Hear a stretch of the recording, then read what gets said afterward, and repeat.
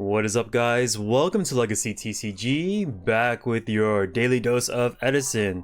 Today we have Paul playing back to square one frogs versus Roy on Vayu Turbo. So I think these two are deliberating whether Paul rolled a 6 or a 9, and I left the die roll in here on purpose to show that he actually did roll a 9. Because they're like, we can look at the footage. The camera's right there. But Roy's like, nah, I'm too lazy. Like, you can have it. I believe you. But yeah, Paul wins the die roll, gets to go first, which is really, really good for frogs since they are essentially working a turn behind when they go ditch for swap frog. So basically, how this deck works, it's like any other frog deck, right? We pitch tree run frog, hop back and forth, but it uses card advantage through salvage to put cards back in the hand so you can discard those cards with for back to square one. And back to square one is a spell that works like Ryza and Phoenix Wind Blast. So yeah, very interesting deck. Ooh, Trap Dust Shoot's gonna be used. We're gonna look at this hand. Yeah, let's get rid of the dark arm, the pesky dark arm. Usually if I see a dark plus dark arm, like in the, even if he has like a really good starter, like, I don't know, Armageddon Knight, I still will get rid of the dark arm just because he's too much power to handle, right? So he mills 3, gets 1 dark right there, and then he sets Raiko, potentially mills another 2 darks, and then you're dealing with a 2800 beater that shouldn't have been there in the first place, right? Like, I remember sending back dark arm dragons. I'm like, yeah, I can handle it, like, easy peasy. But when there's a will, there's a way, and dark arm will have his way. So I eventually just died to that card when I had the opportunity to destroy it or get rid of it. MST takes care of one of the dimensional prison back to square one, flips the monster back on top, and we're gonna take 100 right here. Huh. Interesting. Okay. So he attacks the Dewfrog. I don't know if he actually wanted his monster to die. Kind of looks like it. He's like baiting Roy into attacking him so he can get his swap frog. Maybe he actually was going for that. Because like 100 damage is, not a lot.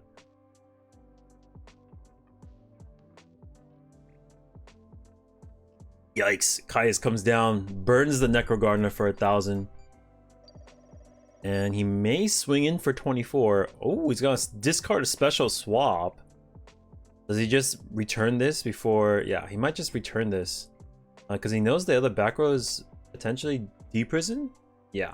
So he takes 1,000. Main phase 2, returns the Caius. Does not want to play into D-Prison. He's got frogs hopping anyway, so he can just get rid of it. Chaos Sorcerer is gonna hit the field. I don't think Roy has that many options left. He has to bring this monster down. Set another, because he knows the Caius is coming. And yeah, it's just not looking good. Trap Dust Shoot gave Paul all the information he needs. He's gonna Solix that. That's I think the Raiko. Roy thought it was it back to square one. We're gonna burn for 1,000 here. Bottomless handles the Caius, so he won't be returning anytime soon. Luckily for Roy, Paul only has 1 card, but Roy also has the same amount of cards, and Paul's actually in a better position because he has a Treeborn Frog. Oh my god. Okay. The second copy of Caius comes down. The best Monarch in the game. Can we stop him? We set a card and pass. Hopefully it's not a Monarch. If it is, we might be in big trouble. He's gonna salvage for that +1. 1, 2. Excellent. Now what? Sub crack. I think he has access to flip-flop frog. But it is a little slow. Maybe just like crack Substitute, goes like double dupe.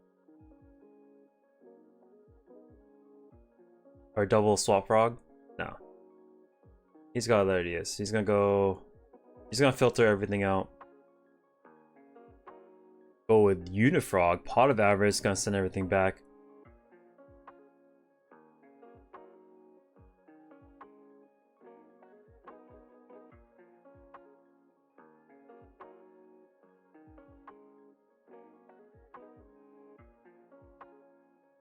Maybe he looks for a back to square one. He wants to end the game right here. That's the beauty of back to square one. It's quicker than Phoenix. Less requirements than Ryza. Draw one, draw two. Do it. There it is. Back to square one's gonna return the monster.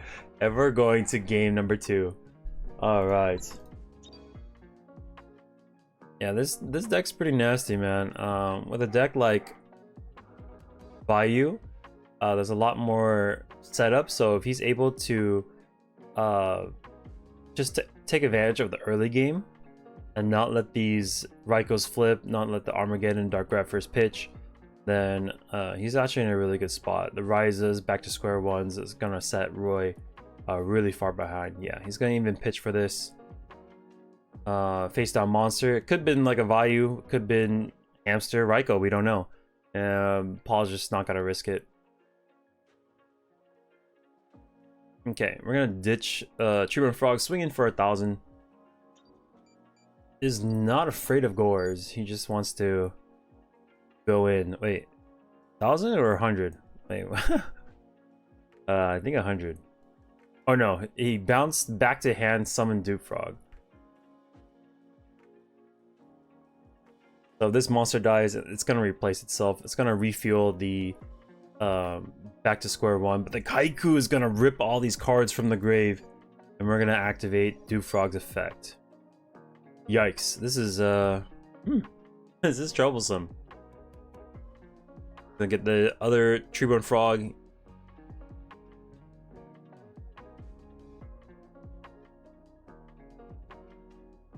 Set it back row, pass. Ooh, Roy has a Fossil Dino. That's a very good card against frogs.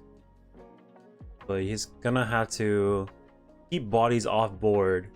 Can't keep bodies off board, then we're gonna be in trouble. He's gonna discard the special Swap Frog, pitch Substitute, and that might be a 2k wall that's too difficult for us to deal with. It might take us too long to move past that card. Okay, here comes Trooper. Necrogarna, Sirocco. That's not a bad mill. Pretty decent, actually. We're gonna take 100 here. Yeah, this 2k wall is annoying.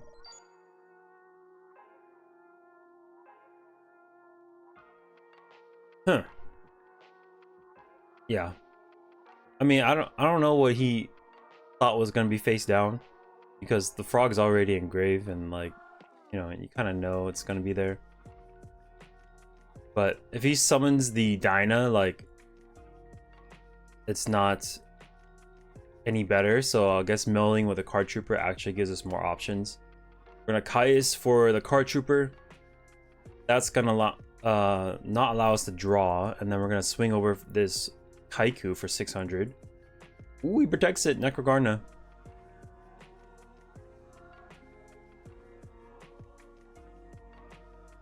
Yeah, Kaiku the Ghost Destroyer, one of my favorite monsters in Yu-Gi-Oh! Not because like he's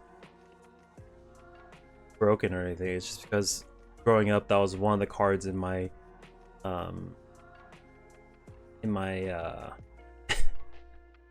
my childhood deck that I used. My cousin gave it to me, and it was like really important to me, you know? The sentimental stuff is like just more important than anything else. Okay, he's gonna shrink, run over the Dupe Frog, adds Swap Frog to hand. Okay. With the Swap Frog added to hand, this Kai is gonna be able to jump back up. And maybe, I guess he had to attack the Dupe Frog because he just had no choice, right? And discarding to special Swap Frog is gonna let him bounce some stuff. Yep. Turn to hand. Tribute, because he discarded special. That burns for another 1,000. And this game is not looking good for Roy. He needs a lot of help right now. Maybe a return from the different dimension will help us survive.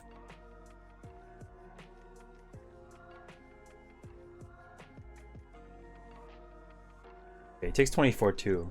So we're at 25. Yikes. The trap didn't activate on summon, didn't activate on declaration. So Paul might be a little afraid of a potential return. But if he passes the turn, it's probably not a return. Okay, we go Dinah. Back over this for 200. Maybe not a return.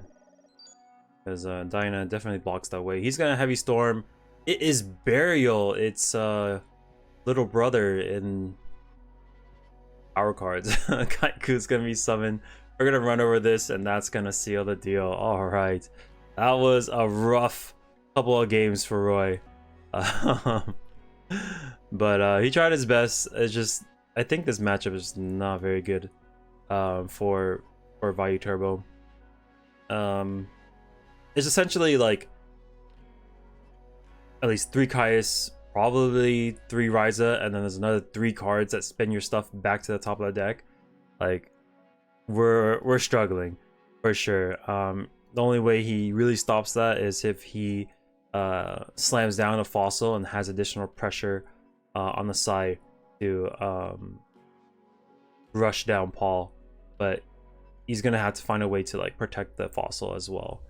And yeah, congratulations to Paul, takes it 2-0 over Roy. If you guys like the videos, make sure to hit that subscribe button for me, and I'll catch you on the next one. Peace.